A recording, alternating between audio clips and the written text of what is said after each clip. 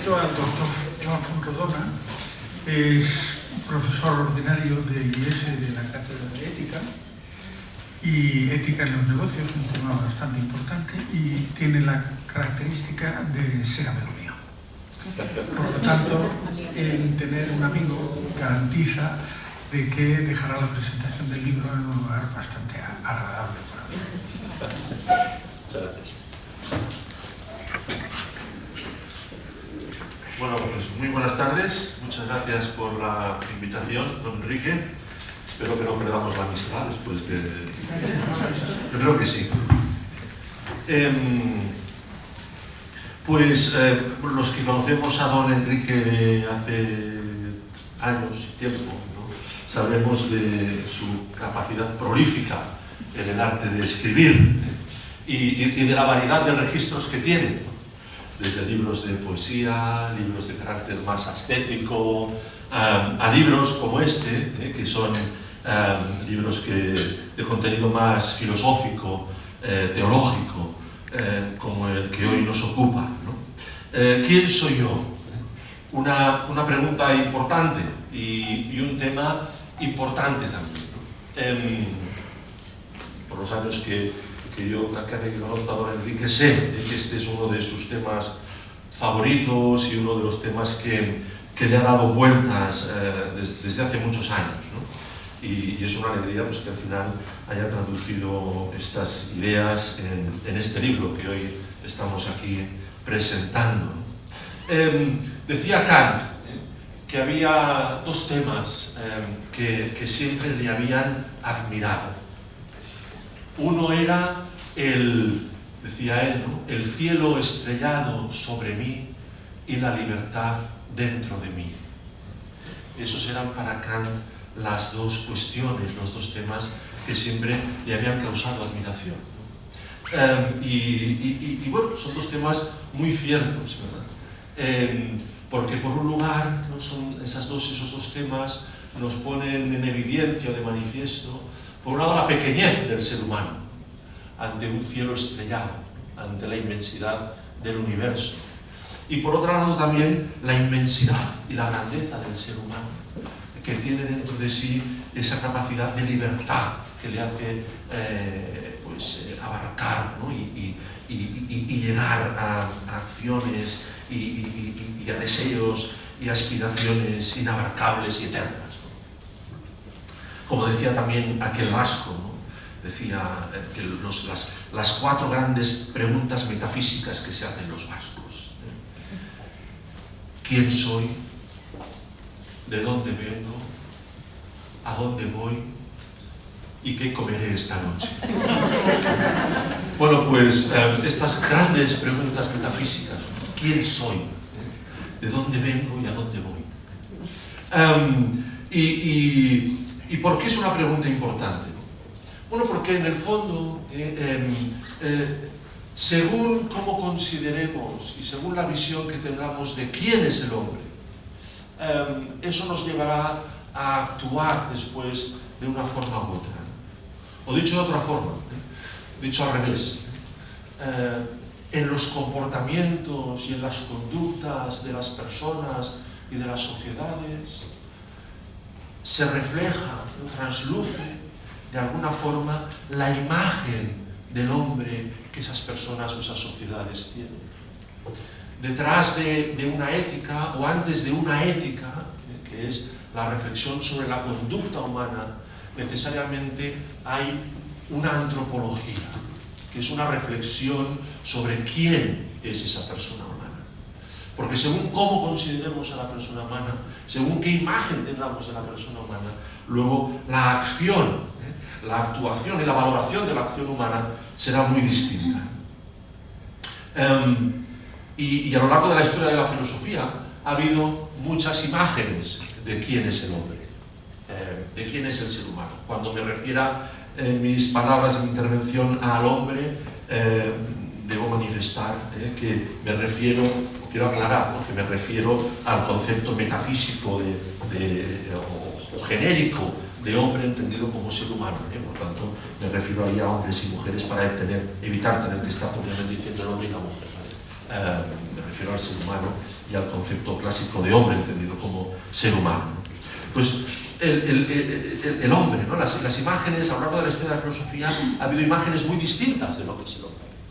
Y ha habido posiciones y posturas muy distintas que en el fondo se reflejan en el mundo actual en el que estamos, ¿eh? Esas imágenes siguen estando presentes, ¿no?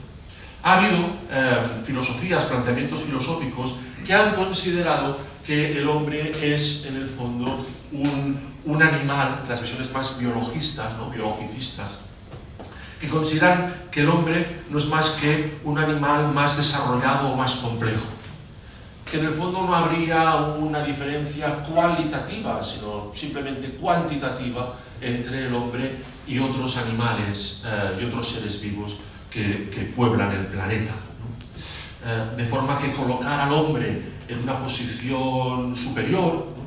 Colocar al hombre en una posición distinta, plantear al hombre, el ser humano, como a un nivel distinto a la de los demás seres vivos, pues sería una postura como muy altiva por parte de los seres humanos. Y que una visión, digamos, antropocéntrica del hombre, del mundo, ¿no? sería un exceso de soberbia por parte del hombre, sino que más bien tenemos que sentirnos como uno más entre los animales. Como decía una recordada ministra, bueno, no creo que sea muy recordada, no sabemos, ¿no? Hablando de los seres, de los fetos, ¿no? No sabemos si es sabemos que es un ser vivo, pero no sabemos si es un ser humano, decía. Qué maja. Bueno, pues ahí está. El hombre no es más que un animal complejo, más complicado, ¿no? Y por tanto hay que tratarlo, pues eso, como un animal más. Incluso ha habido filósofos que han planteado de una forma muy rigurosa pues que había prácticamente que tenían más derechos los animales, digamos, adultos superiores, que los niños, no ya los embriones, que los niños. Porque al fin y al cabo un niño es indefenso y no se vale por sí mismo, y un elefante y un león pues merecen un respeto y un derecho, ¿no? Supongo que cuando tienes el león delante, respeto te hace, ¿no? Claro, plantearnos esta postura, ¿no? del hombre como un animal meramente biológico, un aspecto puramente biológico del ser humano, ¿no? Nos lleva pues, a planteamientos que hoy en día vemos, ¿no? Bueno, si el hombre no es más que un animal sofisticado, pues se puede investigar con él, se le pueden hacer todo tipo de experimentos y de trapicherías, porque al fin y al cabo, bueno, pues claro que investigamos con animales, investigamos con ese animal que se llama persona, ¿no? Todas estas posturas, en el fondo, gracias a Dios, son de alguna forma inconsistentes e incoherentes en ellas mismas, y no llegan a una coherencia profunda.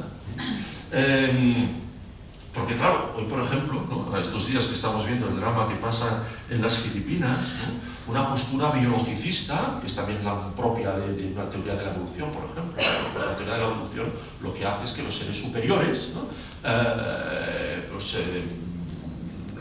Se vayan seleccionando por ellos mismos, ¿no? Bueno, pues hoy, con el drama que estamos viendo en Filipinas, una postura biologista tendría que decir, bueno, pues mira, los que se han muerto es que eran débiles, ¿no? Y los que quedan pues ya sobrevivirán. ¿Por qué tenemos que mandarles ayuda, ¿no? Si al fin y al cabo, bueno, ya sobrevivirán, ¿no? Gracias a Dios, digo, estas posturas no son 100% coherentes, y en el fondo incluso los partidarios de estas posturas tienen su corazoncito. Y llegan momentos en que son incoherentes, ¿no? Pero si uno tiende a esta postura puramente biologicista, ¿no? Pues bueno, yo siempre digo que los seres humanos al final tendríamos que pedir que nos declarasen especie en extinción, porque entonces si fuésemos especie en extinción tendríamos todo tipo de protección, ¿no? Y se acabarían los abortos y se acabarían los experimentos y tal, porque seríamos especie en extinción, protegida.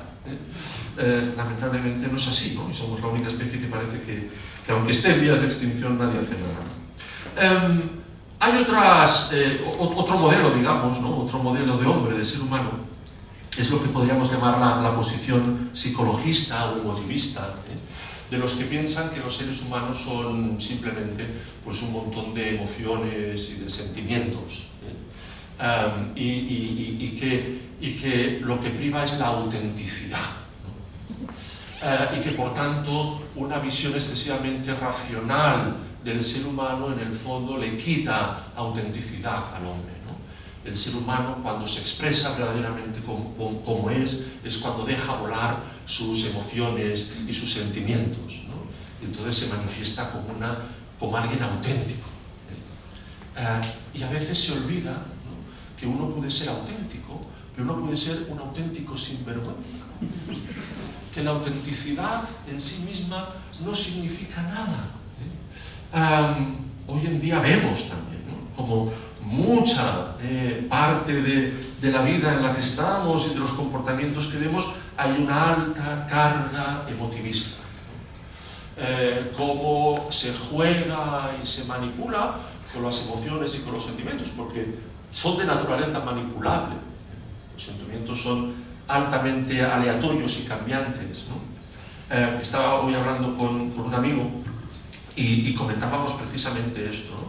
La cantidad de enfermedades, digamos, de ricos, que están apareciendo en la sociedad actual, ¿no? El estrés, ¿no? En los niños, ¿no?, los trastornos de atención, ¿no? ¿Por qué? Bueno, pues que estamos en una sociedad donde vamos muy revolucionados, ¿no?, donde estamos llenos de ruidos, de móviles, de alarmas, donde las emociones se viven continuamente, ¿no? En el prime time de la televisión tiene que haber insultos, escándalos, ¿no?, porque si no aquello no vende, y tiene que ser una cosa, ¿no?, que apele a las emociones más los galanes típicos, ¿no?, Spencer Tracy y Katharine Hepburn, ¿verdad? No, hoy el galán es un tipo que por la noche se convierte en vampiro y que es atacado por otro que se convierte en lobo y se pelean por la chica a medianoche, ¿no? Mientras van volviéndose blancos por la falta de sangre, porque no pueden chupar la sangre de su víctima y tal, ¿no? Me decía este amigo mío, ¿te has fijado? En los autobuses estos días hay una publicidad sobre una película de un exorcista, me parece ahí, una chica medio doblada y tal, y claro, que si no la gente ya no reacciona a estímulos normales, ¿no? Tenemos que incrementar los decibeles. Bueno, pues este es el modelo de hombre que estamos construyendo si pensamos que el hombre no es más que un manojo de emociones. Otra visión, don Enrique, me puedo enrollar mucho. Cuando usted me dice 10 minutos y yo corto. Espero que no, porque no estoy muy bien aquí. 5 minutos. 5 minutos. 10 minutos. 10 o 15. Bueno, pues la visión funcionalista y materialista del hombre, ¿no? En el entorno más profesional, quizá, ¿cómo vemos una visión funcionalista del hombre? ¿Tú para qué sirves, no? Tú eres un recurso humano, ¿no? Tú eres un recurso para la empresa, ¿no? Claro, estamos en una sociedad, eso no solamente es una postura, es la postura de todos los materialistas, del materialismo, digamos, más teórico, marxista, pero también del materialismo práctico, del capitalismo, ¿no? Estamos en una sociedad donde, curiosamente, ¿no?, el capital se mueve más fácilmente que las personas, ¿no? Hemos creado un mundo donde las barreras a las personas son más fuertes que las barreras al capital. El capital ante la crisis y ante el peligro huye más fácilmente que las personas. El capital no se ahoga en el mar, en pateras, y el hombre sí. Ese es el tipo de sociedad que estamos creando cuando a veces tenemos esa visión materialista, funcionalista. Una visión, por último de la primera parte, que tengo 3, cultural del hombre. El hombre es un ser cultural, ¿vale? Todo es cultura. No hay naturaleza humana que nos una. Todo depende del contexto cultural en el que estamos, ¿no? Y por tanto no hay apelación a ninguna naturaleza humana, no hay apelación a nada común, sino que oye, todo es relativo, todo depende del sitio en el que estemos. Que aquí toca corromperse porque todo el mundo se corrompe, pues es que la corrupción está aceptada, ¿no? Que aquí toca lo que sea, pues bueno, en el fondo, ¿no?, pues como quería un poco ilustrar, se ve, ¿no?, la importancia de la imagen del hombre y de la idea de hombre que tengamos, ¿no? Porque según esa imagen construiremos sociedades, construiremos conductas. La propuesta del libro es claramente distinta, ¿no? La propuesta del libro es una visión de la persona, en una frase, yo diría que originalmente de Carlos Cardona, de quien don Enrique es un gran admirador y que don Enrique ha hecho suya y ha glosado y evolucionado, que es esa imagen del hombre como alguien ante Dios y para siempre. ¡Caray! Cuando uno define a la persona como alguien ante Dios y para siempre, cuando yo defino a la gente que está conmigo trabajando como alguien ante Dios y para siempre, yo a esa persona la trato distinta. Cuando yo estoy pensando en construir una sociedad donde vive gente que es alguien ante Dios y para siempre, eso lleva a planteamientos sociales y a construir la sociedad de una forma radicalmente distinta si yo la considero como un manojo de sentimientos y de emociones, o un puro animal biológico, o un ser que es puramente materialista, ¿no? Por eso es una propuesta muy interesante, ¿no?, para nuestra época, porque nos ayuda a levantar la vista, ¿no?, porque nos ayuda también a ver que todos podemos ser un poco esquizofrénicos, y que es muy fácil caer en la esquizofrenia de decir, bueno, yo en casa seré alguien que veré a mi familia, a mi mujer, a mis hijos como alguien ante Dios y para siempre. Pero cuando esté en el trabajo los veré como un recurso. Cuando toque el momento de la diversión, los veré como los compinches de los compañeros y compañeras de diversión, y cuanto más nos divertamos, mejor. Todos podemos caer en esa esquizofrenia, y tenemos que ser conscientes de esa esquizofrenia, ¿no? Y frente a esta esquizofrenia hay que apelar a una cierta unidad, y yo tengo que tratar a las mismas personas, a las personas, estén donde estén, como alguien ante Dios y para siempre. Segundo punto, y voy a ser mucho más breve. ¿Cómo responder a esta pregunta? ¿O qué material nos ofrece el libro para responder a esta pregunta?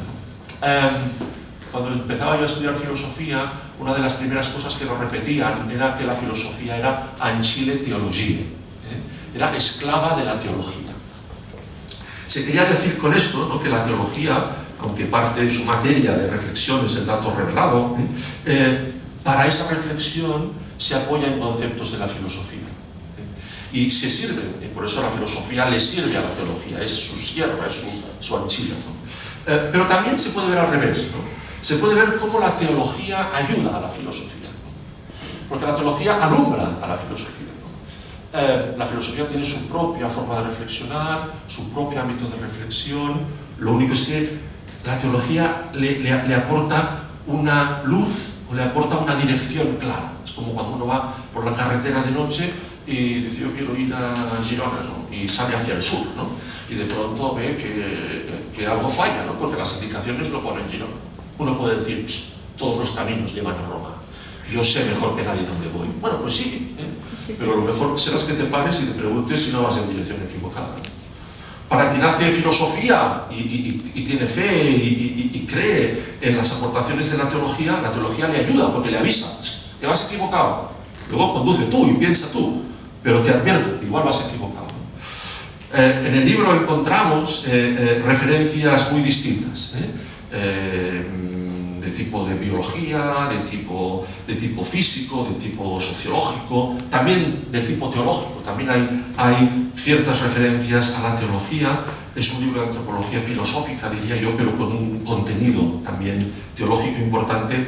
Dejo esto porque sé que don Enrique me ha dicho que después iba quizá, si le dejo tiempo, a hablar un poco de estas cosas, ¿no? Pero la persona, ¿no?, de nuevo, no es simplemente una visión puramente esencialista de la persona, ¿no?, de la persona, de la definición clásica en la esencia de la persona, que es una sustancia individual de naturaleza racional. Don Enrique aquí nos propone una visión, una definición mucho más existencial de la persona. Alguien ante Dios y para siempre. Y desde esa reflexión y desde esa aportación hace un paseo por diferentes aspectos de esa persona, ¿no? Me permitiré, si me permite el autor, siempre hay que decir un punto crítico para que así se vea que el presentador es de alguna forma imparcial y objetivo. A mí ha habido capítulos que me han gustado mucho, me ha gustado mucho el capítulo de la persona, me ha parecido muy interesante el capítulo sobre el amor, la reflexión sobre la libertad. He encontrado a faltar, y me hubiese gustado, un capítulo explícito sobre la felicidad. Seguramente está un poco al final, cuando se habla de eternidad, está un poco a raíz, mezclado en todo el libro. Pero bueno, quizá hubiese estado también bonito que don Enrique nos hubiese ayudado a reflexionar sobre la felicidad y también qué apuestas y qué propuestas hay sobre la felicidad en el mundo actual y lo equivocadas que pueden estar algunas de ellas. Finalmente, una última reflexión. La pregunta ¿por quién soy yo?, que es el título del libro, en el fondo nos tiene que llevar a formular la pregunta no en presente sino en futuro. La pregunta ¿por quién soy yo?, no es, en el fondo, es una pregunta que rápidamente nos debería llevar a otra pregunta que es ¿quién quiero ser yo? O incluso también en el contexto personalista del libro, otra pregunta que es ¿quién debo ser yo? Por tanto, no es un libro simplemente de reflexión fría, cerebral, no es un libro de teoría, no es un libro teórico. Es un libro que nos debe a todos ayudarnos a reflexionar sobre ¿quién debo ser yo? ¿Quién debo ser ese alguien que está llamado a estar ante Dios y para siempre? ¿Quién debo ser? ¿Quién es ese Dios que me está esperando para siempre? ¿A qué me llama? ¿Quién debo llegar a ser? Eso es algo que está en nuestras manos. Por eso la libertad es tan importante. Recordaba yo, los libros de literatura clásica son siempre grandes referentes para expresar caracteres humanos, ¿no? Yo últimamente está un poco obcecado con el libro de Los Miserables, a raíz también de la película, del musical, etc. Sí, aquellos que ya habéis visto la película o el musical, hay un momento en que el protagonista canta una canción que se titula precisamente así, ¿quién soy yo? Es un momento interesantísimo de la novela y de la película, ¿no?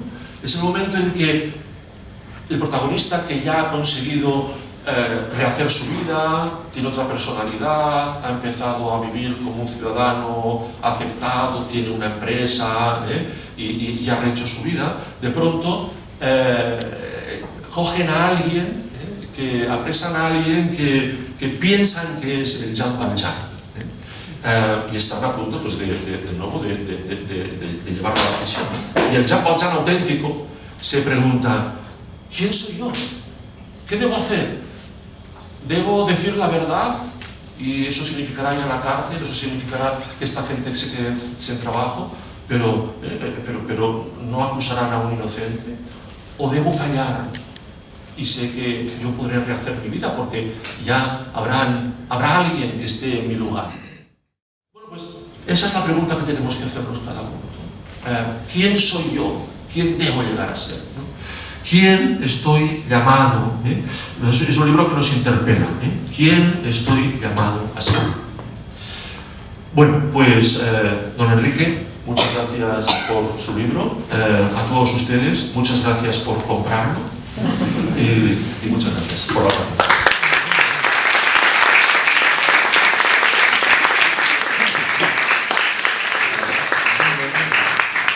Como veis, Joan Fuenrodona es un amigo.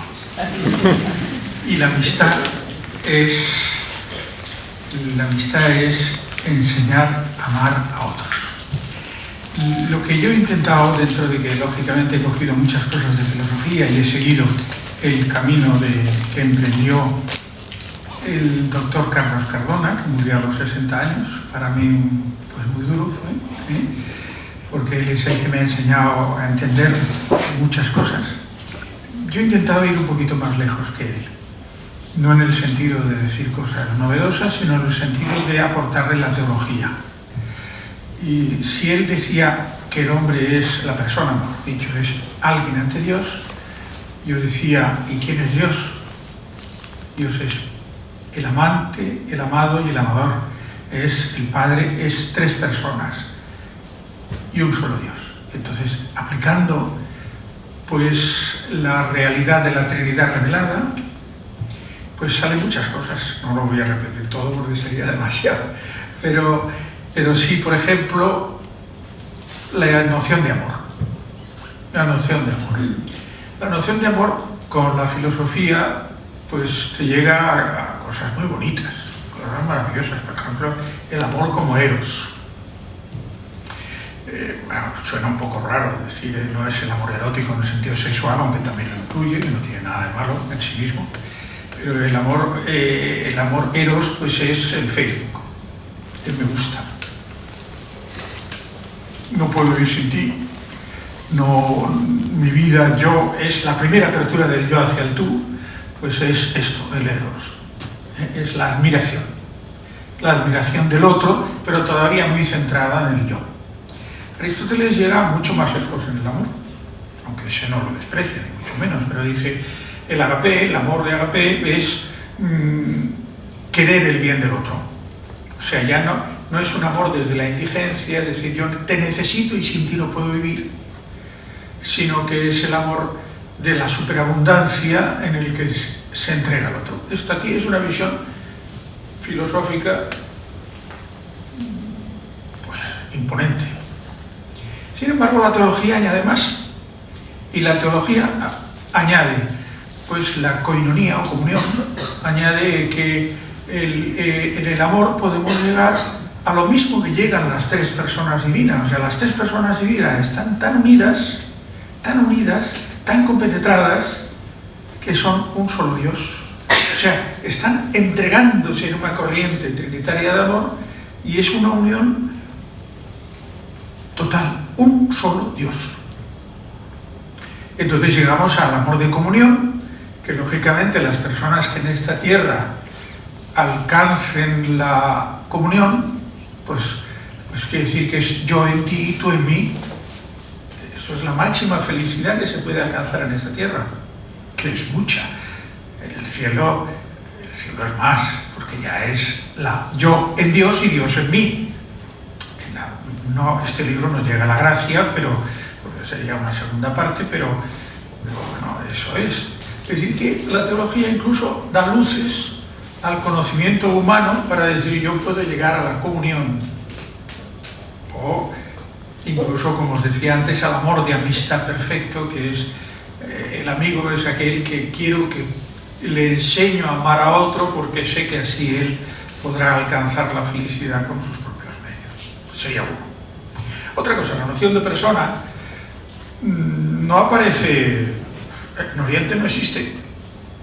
La noción de persona nace en el cristianismo y se perfecciona intelectualmente en el siglo IV, siglo V, especialmente a través de los concilios cristológicos y trinitarios, especialmente pues cuando en Calcedonia te dicen que hay tres hipóstasis y una fisis, o sea, tres personas y una naturaleza, pues dice que hay que distinguir, hay que hacer una distinción más en la persona, y surge ese concepto que después filosóficamente pues Boecio en el siglo VI dirá pues sustancia individual de naturaleza racional, y después más adelante con Santo Tomás dirá que es el acto de ser, y después en los maestros que yo he tenido, especialmente don Carlos Cardona, pues te dirá que es el acto de ser que participa del ese, pero dicho así queda muy difícil de entenderlo, es un vocabulario raro, una terminología.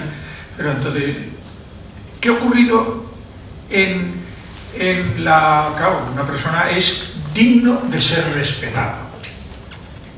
No voy a repetir lo que ha dicho el doctor Fonrodona, pero digno de respeto por sí mismo, no por ser listo, ni por ser guapo, ni por tener un nivel de inteligencia, no sé qué, sino un subnormal profundo. Aunque esta palabra ya nos introduce un incapacitado mental, cosas de digno de ser respetado en el último momento de su vida, en el primer momento de su vida, digno. Esto es una noción cristiana. Esta noción se va perdiendo en la Ilustración, y ahora nos encontramos pues con un individualismo pues, que es lo que nos ha contado él. Entonces yo intento recuperarlo. Pero no solamente eso. ¿Qué nos aporta, por ejemplo, la teología al pensamiento humano? Pues que el hombre es libre. Bueno, Hegel dice que no existe la libertad, que el hombre no es libre, que es una ignorancia, la necesidad, te da la sensación de que eres libre, pero no lo eres. Spinoza, que es donde lo bebe él, dice lo mismo. son monistas o como se les quiera llamar, pero dicen que no es libre. El marxismo dice no existe la libertad. Y bueno, no voy a emplear. Entonces yo, ¿qué es lo que encuentro? Dios es libre, pero claro, la libertad de Dios no es entre el bien y el mal, porque Dios no puede elegir el mal, entre otras cosas porque el mal es una privación. Entonces es una elección del bien, pero el bien es en sí mismo. Entonces veo que la libertad de Dios, que después que en nosotros se manifiesta en la creación, es un dar. Y entonces la libertad mía no es solamente un caprichoso ir por aquí, me da la gana, sino que, bueno, el sentido de gana profundo es lo que corresponde a su ser, pero yo veo la libertad humana como una fuerza para amar. Esto es lo que gracias a la revelación, si no, estaría perdido. Estaría perdido. Mientras que de esta manera, pues hombre, se puede vivir con mucha dignidad. Otra cosa que la gente se sorprende muchísimo, bueno, ¿qué me pasa a mí? Yo noto dentro de mí que estoy roto por dentro, que me pasa algo. Y entonces nos encontramos que hay muchas soluciones, pues del absoluto pesimismo, como por ejemplo, pues decir que el hombre pues, es absurdo, el hombre es un ser para la muerte, el hombre es una pasión inútil, o el hombre solamente, bueno, muchas cosas pesimistas. El mismo pensamiento cristiano de Lutero, pero es lo mismo, el hombre no puede no pecar, y la gracia simplemente le recubre externamente, pero la revelación que nos dice, no, sí, el hombre está herido, pero no está totalmente corrompido. Incluso en cosas no cristianas, por ejemplo, pues te dirán soluciones a lo que pasa aquí, que te notas una división por dentro, pues te dirán, esto viene del karma, de las reencarnaciones anteriores. Yo lo tengo esto muy estudiado y muy criticado por todos los puntos de vista que he podido, claro, pero esto está en el ambiente ahora. O te dirán, el cuerpo es malo y hay que separarse de él a través del yoga o de cosas de este estilo, y entonces pues tiene una visión negativa, hay que separarse.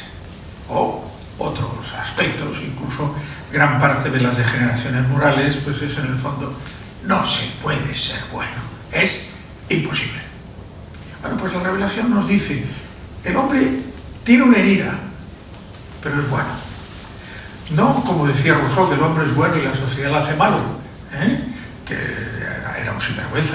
Yo no os aconsejo, bueno, sí que os aconsejo leer el libro de Paul Johnson, que se llama Intelectuales, que es concretamente de estos señores que han hecho de ilustrados y tal, pues la vida de Marx, la vida de Rousseau, la vida de no sé quién, de los románticos, que eran unos individuos morales de la peor especie, y estos son los que quisieron crear el hombre nuevo. Entonces uno dice, oye, por favor, por favor.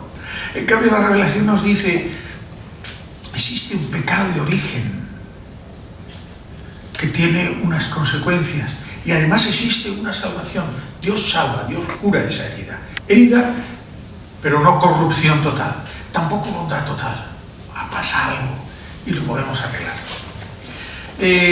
Al mismo tiempo, pues cosas como, por ejemplo, otro tema que aporta la teología, pues que te dice sobre el cuerpo. Ya sabéis que una manera de definir el hombre es rostro y manos. Somos los únicos que tenemos unas manos así. El instrumento de los instrumentos, y el hombre, el rostro, es lo que expresa la personalidad más claramente, con toda la casi capacidad que tenemos. Pero el cuerpo es bueno, nos dice la revelación. El cuerpo es bueno, el trabajo es bueno, el trabajo no es un castigo. Y, en fin, por no alargarme, porque si no os podría contar todo el libro y puedo acabar con vuestra paciencia, y esto sería demasiado. Una cosa así, por ejemplo, yo me he metido mucho en el tema de los sentimientos porque estamos en una sociedad emotiva.